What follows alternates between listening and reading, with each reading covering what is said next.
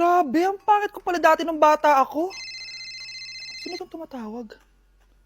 Hello? Scarlett, wag kang papasok bukas sa school, ha? Ha? Bakit? Sino ka ba? Basta, sundin mo na lang ako, please. Ano yun? Ang weird. Oh anak, hindi ka pumasok? Opo nay. Masakit po yung pagkaramdam ko eh. Pagaling ka anak ha? Anak, yung school mo, nasusunog. Nasusunog nay? Totoo nga yung sinasabi ng caller kanina. Grabe, buti na lang anak hindi ka pumasok sa school ngayon. Sino na naman tumatawag na to? Hello? Sino to? Scarlett, wag kang matutulog ngayong gabi, ha? Ikaw na naman? Paano mo nalalaman yung mga yan ha? Scarlett, please, sundin mo na... Anak, matutulog na ako ha? Ikaw din, huwag ka na magpuyat. Sige po, Nay. Tatapusin ko lang po itong pinapanood ko. Kung hindi ako matutulog, ano namang gagawin ko buong gabi? Matutulog na lang ako. Baka niloloko lang ako ng caller na yun. Nay! Nay! Gising, Nay! Ano nangyari, anak? Binabangungot ka, Nay. Buti gising ka pa. At nagising mo ako. Sino ba talaga yung caller na yun? Sino ka ba talaga, ha? Bakit alam mo lahat ng mga masasamang mangyayari? Gusto mo ba talaga ako makilala, Scarlett? Oo, dahil hindi ako matatahimik. Magkita tayo malapit sa puno ng mangga. Hello? May tao ba dyan? Hi, Scarlett. Ikaw ba yung caller? Gusto mo ba talagang makita kung sino ako? Oo. Ako ikaw, Scarlett. Galing ako sa future. Ikaw ako? Kailangan kong ayusin yung mga nangyaring masama. Paano? Paano nangyari yun? Basta, Scarlett, ayusin mo yung mga desisyon mo sa buhay, ha? Sige na, baka mahuli pa ako ng mga humahabol sa akin. Sandali! Sino humahabol sa'yo? Wow! Gising na siya! Ang pala mo nandito sa bahay. Nay, wag ganyan please. Alam mo, bilib din ako sa'yo eh. Wala na nga tayong makain, nagpabuntis ka pa. Buti pa yung anak ni Rosa, pag-aaral ay natupag. Nakakawalang gana! Yan, umalis ka! Diyan ka magaling! Kasalanan mo to! Sinira mo yung future ko! Ate, please, tigilan mo yan. Walang kasalanan yung bata. Hindi! Dahil dito, galit sa akin si nanay. Kaya dapat mawala na to! Ate, wag! Ate! Anak, kain ka na oh. Nay? Sorry anak ha sa mga sinabi ko. Hayaan mo, babawi ako sa'yo ha. Thank you, Nay. Nay, sumasakit yan ko. Nay. Oo, yung pinag-usapan natin ha. Hihintayin ko lang mga anak tong babaeng to. Pag nabigay ko na yung bata, ibigay mo na agad yung pera sa akin ha. Palak ibenta ni nanay yung anak ko. O anak, okay ka lang? Walang iya ka, Nay! Ang sama mo! Akala ko, totoo nagbago ka na. Pera pa rin pala yung nasa utak mo. Abay, bakit? Wala ka nang pakinabang dito. At least yung anak mo, mapapakinabangan ko. Wala ka namang papakain dyan eh. Napakasama mo! Lalayas na ako sa impyernong to! Sige, lumayas ka! Sino tinakot mo? Tignan natin kung saan ka pupulutin. Hello, Bes. Hello, Bes! Kilala mo ba si Edward? Oo, Bes. Siya yung ama ng dinadala ko. Mayaman pala sila, Bes. Gusto kanyang makita kasi gusto niyang palagutan yung baby mo. Talaga? Oo, Bes! Ito na yun, Bes. Bes, hindi mo na kailangan magtiis na nanay mo. Hindi pwedeng anak ko lang ang makikinabang sa yaman ng lalaking yun. Dapat ako din. Wow, Edward. Ang ganda naman ng bahay mo. Simula ngayon, Scarlett. Dito ka natitira, ha? Masanay ka na. Matanong ko lang, bakit pala gusto mo akong panagutan? Di ba iniwan mo na ako? Scarlett, hindi naman talaga kita iniwan. Alam mong, kinailangan ko lang sumama ng matagal sa ibang bansa. Kasama yung mga magulang ko. Ang importante, nandito na ako, Scarlett. Bubuo na tayo ng pamilya. Ang sarap naman pakinggan nun. Oh, Scarlett, bakit? Ang sakit ng tiyan ko. Ha? Teka lang, tatawag ako ng nurse, ha? Diyan ka lang. Edward. Buti na lang dumating ka, tita. Ako, Edward, salamat sa pera, ha? Makakasiguro kang kay Scarlett lahat mapupunta. Bakit nandito yung babaeng yan, ha? Paalisin niyo yan! Ha? Anong nangyayari? Scarlett? Anak, di mo ba kilala? Nanay mo ko. Hayaan mo, baka dala lang ng pagbubuntis niya. Tawag lang po ako ng nurse, ha? Scarlett, dyan ka lang, ha? Edward, wag mo kang iwan, please! Wag mo kang iwan dito sa babaeng to! Akala mo ba makakatakas ka sa akin? Binigyan ako ng malaking pera ni Edward, oh. Nakuha ko ng gusto ko. Ngayon, pwede ka na mawala. Nay, wag po, Scarlett, pigilan niyo babae niyan! Brianna? Tita, anong ginagawa niyo kay Scarlett, ha? Wala. Ina-adjust ko lang yung unan niya. Napakasama mo, tita. Sariling anak mo, papatayin mo? May ipapakulong ako dito. Ano? Kulong? Edward, nakatakas siya. Scarlett, hayaan mo na siya.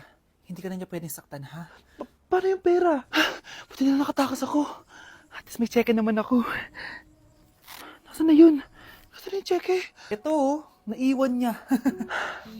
Thank you, Edward. Masaya ako para sa inyo, ate. Scarlett, Brianna, hanggat nandito ako, poprotektahan ko kayong dalawa.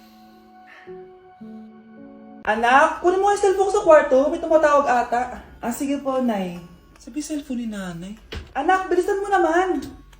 Ay, salamat naman, nakatae din. Scarlett, ba't nandyan ka?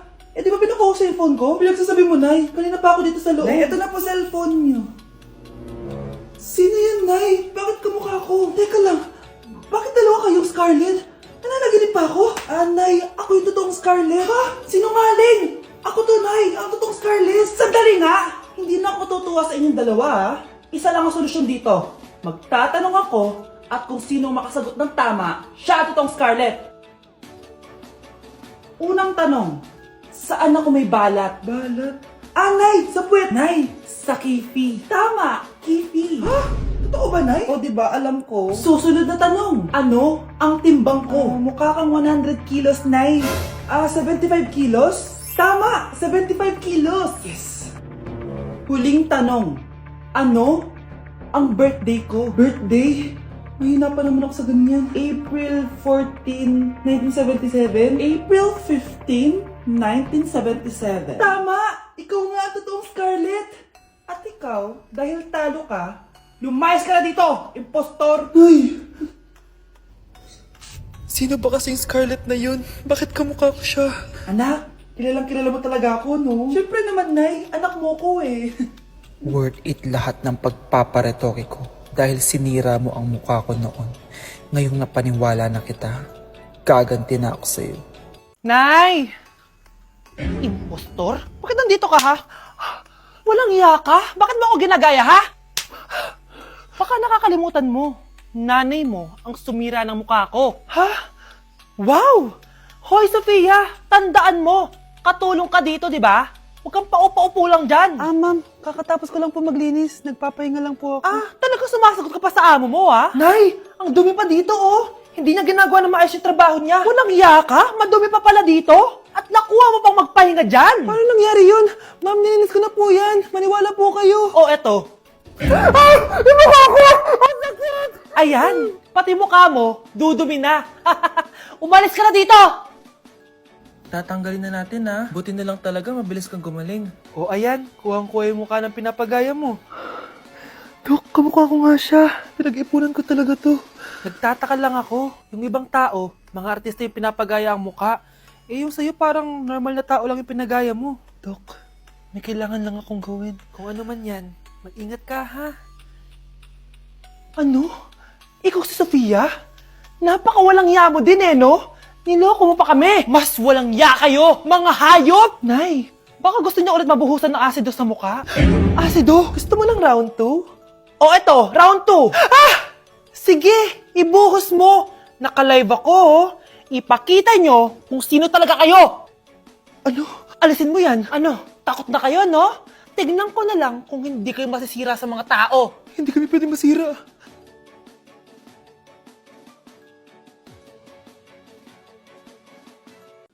Anak? Oh, Nay. Gising ka pa? May ibibigay lang ako sa'yo. Oh, eto. Good luck to, ha? Dreamcatcher to, Nay, Oo, anak. Ang sabi nila, magsabi ka lang ng wish mo dyan, matutupad. Malay mo naman, di ba? Thank you, Nay. Dreamcatcher. Matry nga to. Sana maging top 1 ako sa klase namin. Anak! Congrats! Bakit po, Nay? Ikaw daw ang top 1 sa klase niyo! Totoo ba, Nay? Totoo nga to.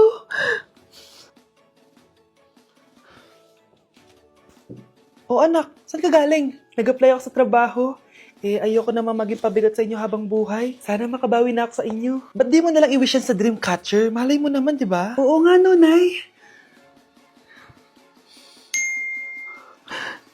Nay! Tanggap na ako sa trabaho. Ang laki pa ng sahod ko.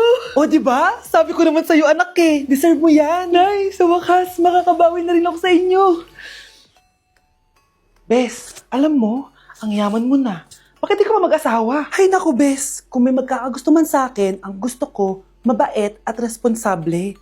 Parang si Joshua. Naku, Bes, si Joshua pa. Puro trabaho yan. Hi Scarlett, pwede ba tayong mag-lunch together mamaya? Sure, sige. Siyan ba? Ayun. Oh, yan ang simula ng love story nyo, ha? Ay, mahal. Grabe. Natupad na natin yung mga pangarap natin. May anak tayo. May malaki tayong bahay. May maayos tayong trabaho. Ay, sa wakas. Proud ako sa ating dalawa, mahal.